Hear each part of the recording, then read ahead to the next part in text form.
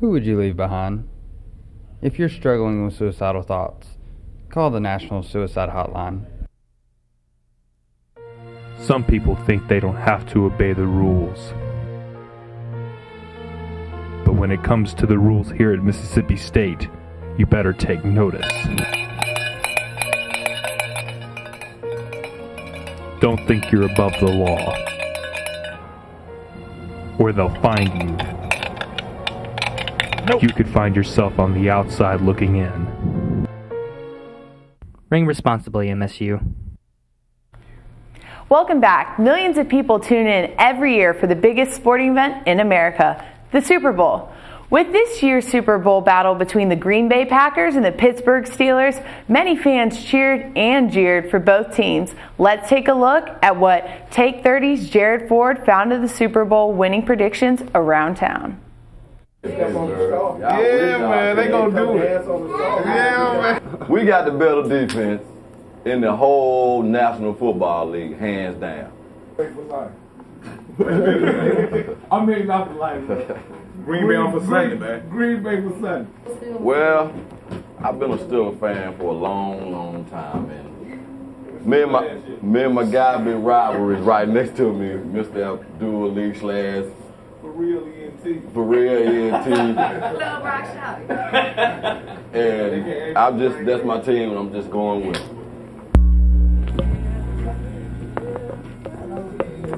Don't go to Frank no more. As I was saying, by me being just an outstanding to the hard football fan, I just like the way how Mike Tomlin just came in as a young black man and just rallying those boys together and just showing how a team should be coached and managed. Yeah, but this is going to be one of the better Super Bowls, I think, in a long time. And I'm just, we all just happy that we're just going to be able to watch a good Super Bowl with two good, awesome teams. And that's pretty much it. Green Bay gonna win. He thinks Green Bay gonna win. When you see us again, I'm gonna be talking about number 7. It looks like the Steelers fans at Bailey's are going to be disappointed today with Green Bay winning over the Steelers 31-25. This was the first Super Bowl win for the Packers in 14 years. What did you think of the game, Hillary? Well, actually, Andy, I was a little bit disappointed because personally, I'm a black and yellow Steelers fan, and I was hoping that they would get their second Super Bowl win in Arlington this year. But sadly, that didn't happen, and they kind of struggled at the beginning and tried to pull it out in the end. And in football, that doesn't really work. You got to play consistent like Green Bay did, and I think that's why they won. How about you? Well, I was actually a Packers fan in this game, but I thought the Packers did a good job. They actually surprised me. They did a really good job of getting pressure on Ben Roethlisberger and forcing turnovers and fumbles and interceptions. Steelers had actually 3 turnovers, and I think that was the huge key in the ball game. Did you have any plays that really stuck out to you? There was actually 2 that actually stuck out to me. Probably the first touchdown of the game when Aaron Rodgers found Jordy Nelson. It was on a deep pass, and that was actually a huge game. It kind of got the momentum rolling for Green Bay.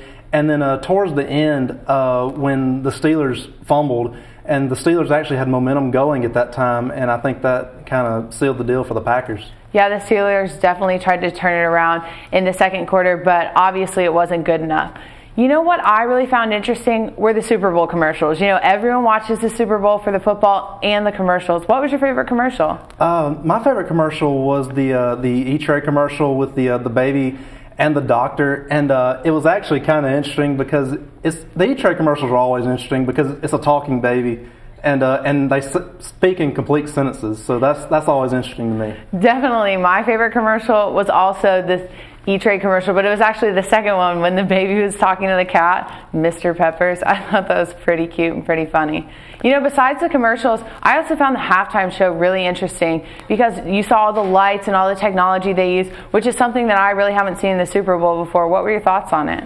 The Super Bowl halftime show, it was very interesting. The dancing was probably the best part, I thought, just the way it was choreographed, and I think that's always probably the most entertaining part to me. because a lot of time the singing can be off cue. But yeah. And I think that was probably the most interesting part for me. Yeah, definitely. I thought Fergie was a little below par on her performance, but hey, you know what? It's a live performance. It can't all sound like what they do on the CD. You know what really amazed me was the fact that people were paying $250 to watch the Super Bowl from outside. I thought that was crazy.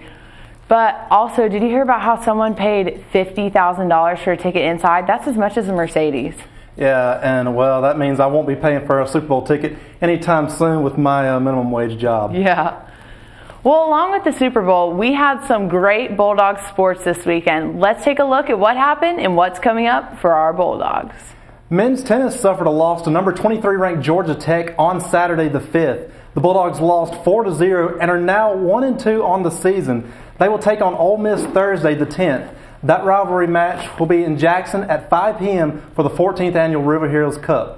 Men's basketball battled it out with LSU and finished with a 1-point win on the road. The 58-57 win puts the Bulldogs at 4-4 in conference play and 12-10 overall.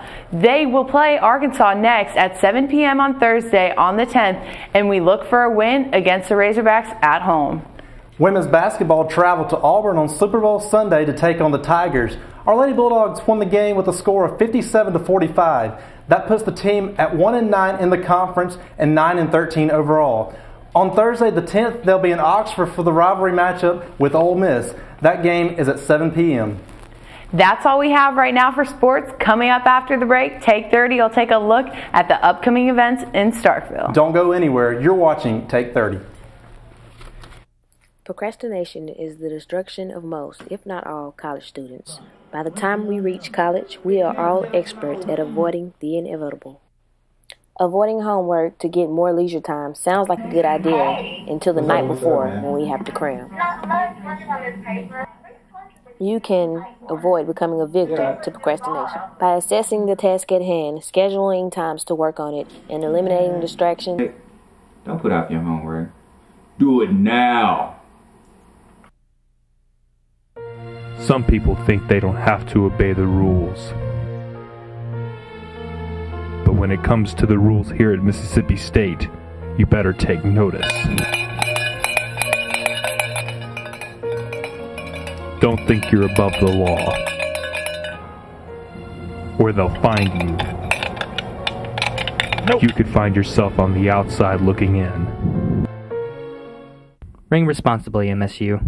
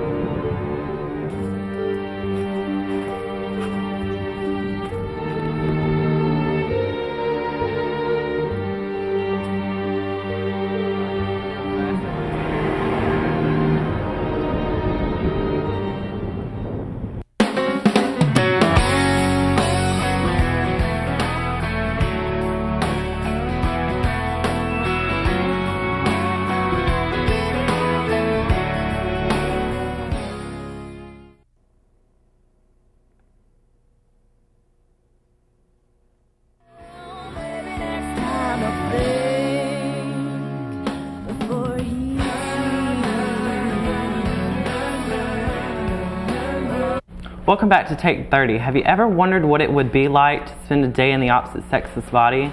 Well, Take 30's Ashley Patrick set out to find the answer. Hey everyone, it's me, Ashley Patrick with MSU's Take 30. And this week, we're at the Culver Student Union working on our segment, Word on the Street. Today's question for Word on the Street is, if you could be the opposite sex for one full day, what would you want to do the most? Come on, let's see what kind of answers we get with this question. I would probably want to see what it feels like to wear a pencil skirt. I'm going to a slumber party. I'm asking about what the girls think of me. I would love to be a video vixen. Yeah, that sounds about right. Well, I'd like to see what all I could get for free in one day. Probably say shop and read gossip magazines. Those were some of the answers from the guys. Now, let's take a look at how the ladies answered this question. Honestly, I think that I would want to go around the union and see how many phone numbers I can get from girls. I guess I'd want to see how differently people treated me as a boy. I would want to see how it feels to stand up and use the bathroom.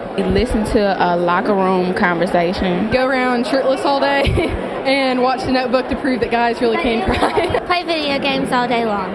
I would want to open some doors for some girls because I know that they would appreciate it and it would make the other guys step up their game. And some answers were more serious than others. I think I'll be a spokesperson against abortion, to end abortion and to speak about life and not ending birth of their child. Just want to live the experience. There's quite a few injustices still going on with the female sex and as compared to the male sex. So probably just the difference in views or opinions of male people and female people. And some of them were just plain hilarious. I'd probably find a really rich man, and I'd take all his money. I'd go to some nice restaurants, maybe, some plastic surgery on myself, and that'd be about it. Whip my hair back and forth. Yes, whip my hair back and forth. Like that. Thanks, Ashley. Now let's see what's happening around Starkville and on the MSU campus. Main Street Arts is holding a drawing for beginner classes on Monday the 7th at 6 p.m. You can learn basic drawing skills such as lines, shapes, shading, perspective, and more. The class will meet on Mondays and Wednesdays through the 16th and cost $120. Also, if you're interested in art, there are 2 exhibits you can check out on campus. Dr. Chris Dewey's exhibit, It's Only Natural, is displaying in the Culver Student Union Art Gallery until February the 28th. Charlie Buckley's exhibit, Chronogeography, is on display in the Cullisway Depot until the 20th. In honor of Black History Month, Vanderbilt scholar Houston A. Baker Jr. will be at MSU February 7th to 11th as a scholar in residence. On the 8th at 6 p.m., Baker will hold a public program in Lee Hall's Bettersworth Auditorium. Baker will speak on transatlantic real estate, Mr. and Mrs. Wright expose of Western property grabs. A book signing will be held 45 minutes before the event. On Tuesday the 8th at 6 p.m., the Maroon Visitor Information Program will be holding an interest session. Maroon VIP student volunteers provide service to MSU visitors at the Welcome Center in the Cullisway Depot. Come to room 126 in McCool Hall to find out more.